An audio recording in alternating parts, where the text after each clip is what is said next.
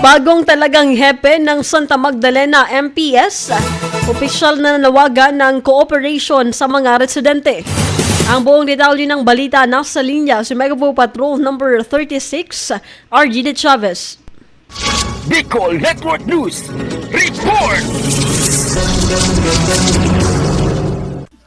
Isang linggo makalipas ang maitalaga bilang bagong hepe ng Santa Magdalena Municipal Police Station si Police Captain Roger Dasayon, ipinakita agad nito ang bagsik ng kanyang pamumuno na nagresulta sa pagkakadakip ng isang wanted sa batas na isinagawa ang operasyon nitong Disyembre 3, 2024. Ayon kay Police Captain Roger Dasayon, hepe ng Santa Magdalena MPS, positibong kinilala ang sospek na si Juana Valesa Forte, 67 anyos, residente ng Barangay 4 Poblasyon. Ang sospek ay may kinakaharap na kasong falsification by private individual na permado ni Honorable Michael Balmaceda.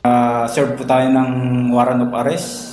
Kaugnay nito, nanawagan din si Police Captain Dasayon sa mga residente ng Santa Magdalena.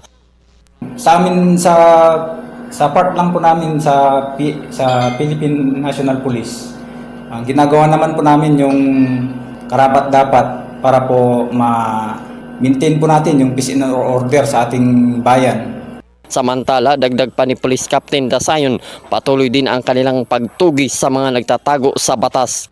Kasama mo sa pagbabalita sa Bicol Network News, ito si Mego Patrol numero 36, RG De Chavez, sa taktunay na serbisyo.